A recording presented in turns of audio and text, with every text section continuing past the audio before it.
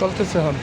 আমাদের প্রিন্টার্স ভবনের কাশেম ভাই কমিটির সম্মানিত অধ্যক্ষ সভাপতি সাহেব, সাবেক সভাপতি সাহেবের অনুমতিক্রমে ভিডিও শুরু করেছেন।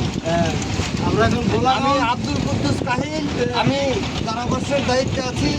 আমাদের একজন প্রিয় বন্ধু আছে, অনেকাংশে ওনাকে অপমান করা হবে, ওনার সত্য কথা বলা যাবে না, তবে এতটুকু বলি লেডিসের সমগ্র ভাবমূর্তি ওনার ভেতরে আছে।